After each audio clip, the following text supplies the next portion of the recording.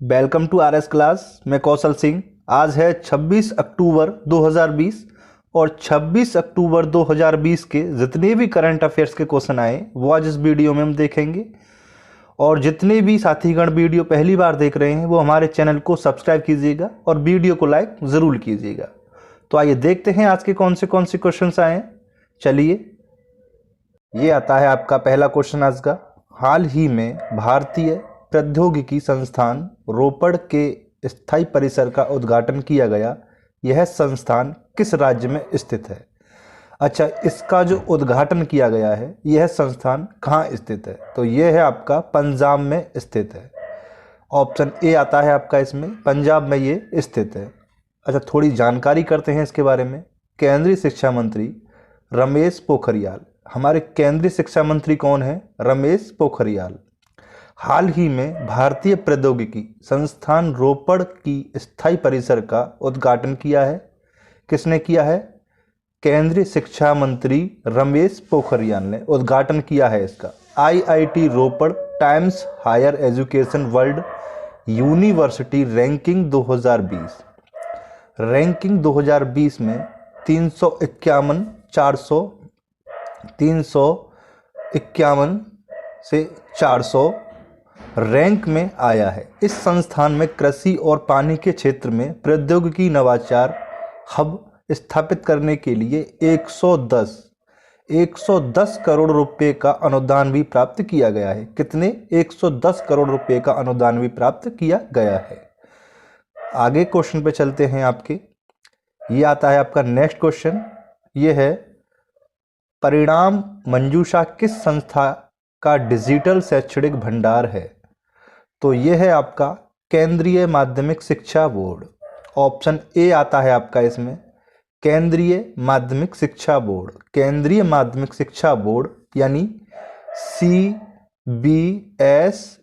CBSE केंद्रीय माध्यमिक शिक्षा बोर्ड फेशियल रिकॉग्निशन सिस्टम का उपयोग करके 10th और 12th यानी 10 और 12 के छात्रों के शैक्षणिक दस्तावेजों को डिजिटलाइज करेगा। छात्र की लाइव छवि का सीबीएसई के एडमिट कार्ड पर लगी तस्वीर के साथ मिलान किया जाएगा। यह एप्लीकेशन केंद्रीय माध्यमिक शिक्षा बोर्ड के डिजिटल शैक्षणिक भंडार में उपलब्ध होगा। अगले क्वेश्चन की ओर चलते हैं। अगला क्वेश्चन है आपका ये नेक्स्ट क्वेश्चन।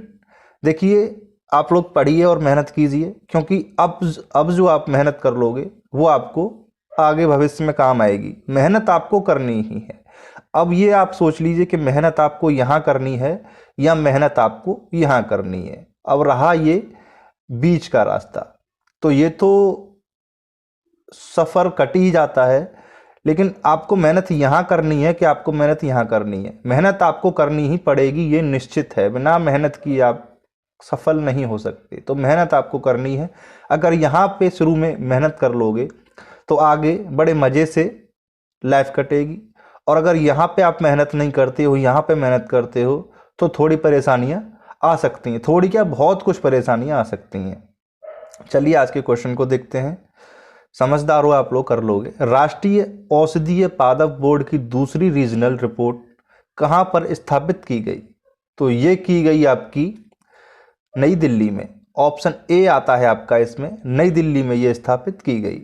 अखिल भारतीय आयुर्वेद संस्थान नई दिल्ली में regional raw drugs repository RRDR का उद्घाटन किया गया। किसका उद्घाटन किया गया? RRDR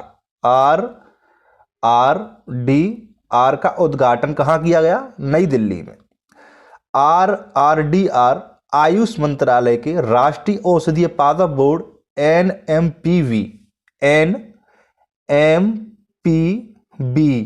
द्वारा प्रस्तावित रिपोजिटरी की श्रृंखला में दूसरी है। आयुष मंत्रालय ने 8 RRDR और एक NRDR का प्रस्ताव किया है, जिसमें 3 क्षेत्रीय रॉ ड्रग रिपोजिटरी तैयार हो चुकी हैं।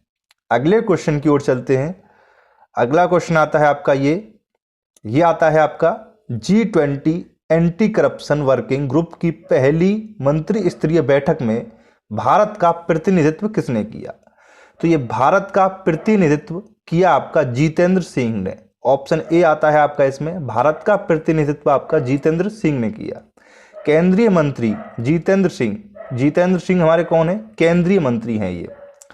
G20 करप्शन वर्किंग ग्रुप के पहले मंत्री स्तरीय बैठक में भारत का प्रतिनिधित्व किया। मंत्री ने वीडियो कॉन्फ्रेंसिंग के माध्यम से बैठक में भाग लिया। किसके माध्यम से? वीडियो कॉन्फ्रेंसिंग के माध्यम से भाग लिया। अपने संशोधन के दौरान उन्होंने कहा कि भारत भ्रष्टाचार और बेहिसाब धन के खिलाफ शून्य सहिष्णुता की नीति के लिए प्रतिबद्ध है। उन्होंने भारत के भ्रष्टाचार निरोधक अधिनियम 1988 के बारे में भी बताया। अगले क्वेश्चन की ओर चलते हैं। अगला क्वेश्चन है आपका ये आता है आपका अगला क्वेश्चन। किस देश ने कोविड-19 के इलाज के लिए एंटीवायरल दवा रेमडेसिविर का उपयोग करने के लिए पूर्ण स्वीकृति दी है? तो ये दी है आपकी पूर्ण स्वीकृति संयुक्त राज्य अमेरिका ने। ऑप्शन ए आता है आपका इसमें, अमेरिका ने ये स्वीकृति दे दी है। US food and drug administration ने हाल ही में कोविड-19 के साथ अस्पताल में भर्ती मरीजों का इलाज के रूप में एंटीवायरल दवा रेमडेसिविर को पूर्ण मंजूरी दे दी है। यूएसएफडीए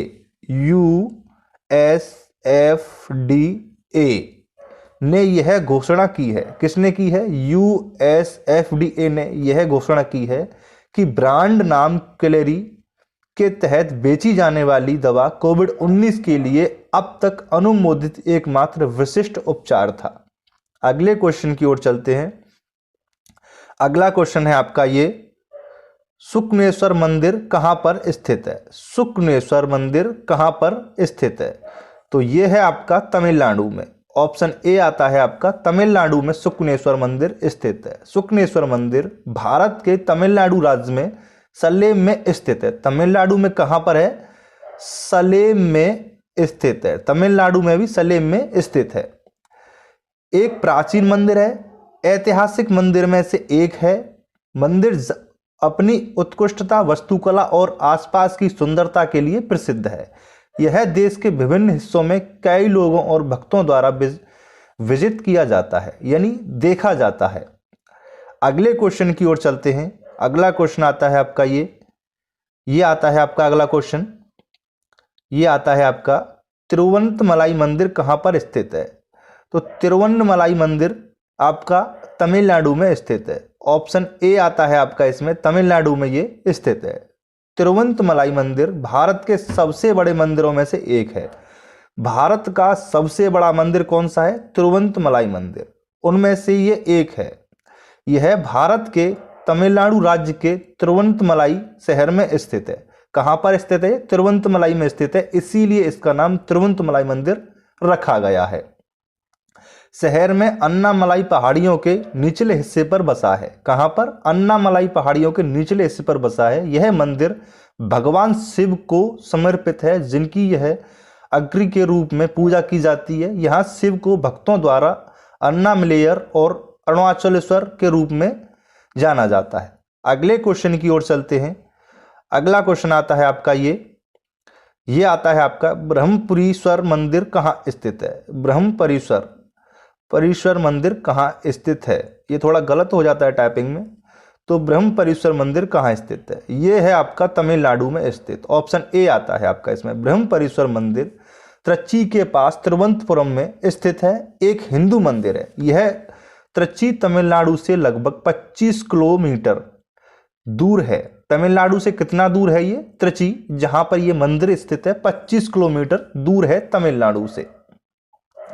भक्तों का मानना है कि श्री ब्रह्मपुरीश्वर मंदिर में भगवान ब्रह्मा का आशीर्वाद मांगने से व्यक्ति अपना भाग्य बदल सकता है, क्योंकि भगवान शिव द्वारा भगवान ब्रह्मा के भाग्य को त्रिपुत्र में बदल दिया था।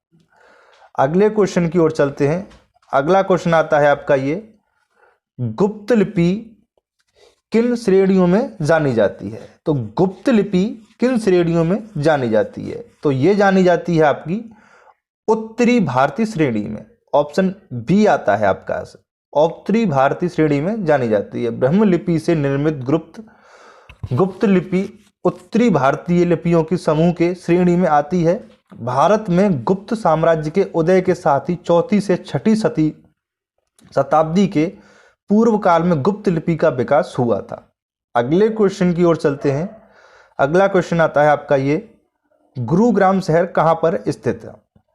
तो गुरुग्राम शहर आपका स्थित है हरियाणा में। ऑप्शन ए आता है आपका इसमें, हरियाणा में स्थित है। गुरुग्राम भारतीय राज्य हरियाणा का एक शहर है। यह भारत के तीसरे सबसे अधिक प्रति व्यक्ति आय के साथ एक प्रमुख मौद्रिक और विनिर्माण केंद्र बन। अगले क्वेश्चन की ओर चलते हैं। बांगिया साहित्य परिषद कहाँ स्थित है? तो बांगिया साहित्य परिषद आपका स्थित है पश्चिम बंगाल में। ऑप्शन ए आता है इसमें आपका, पश्चिम बंगाल में स्थित है। बांगिया साहित्य परिषद भारत के पश्चिम बंगाल राज्य में स्थित है। एक साहित्यिक समाज है। एल लियोडर्ड और क्षेत्रपाल चक्रवर्ती ने 23 जुलाई 1893 को 23 जुलाई 1893 को विनय कृष्ण देव के शोभा बाजार निवास में the Bengal academy of literature की स्थापना की। हालांकि बंगाली साहित्य का विकास इसका उद्देश्य था, फिर भी समाज के लगभग हर कार्य इसमें है। अगले क्वेश्चन की ओर चलते हैं। अगला क्वेश्चन है आपका ये, एशियाटिक सोसाइटी की स्थापना कब की गई? तो एशियाटिक सोसाइटी की स्थापना आपकी की गई 15 जनवरी 1784 को। ऑप्शन ए 15 जनवरी 1784 को की गई।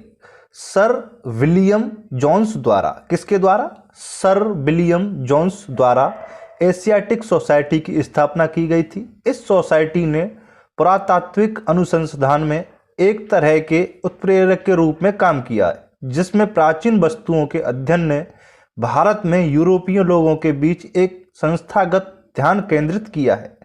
जोन्स पौधों और लकड़ी भारतीय कानून दर्शन की एक स्थापना की थी।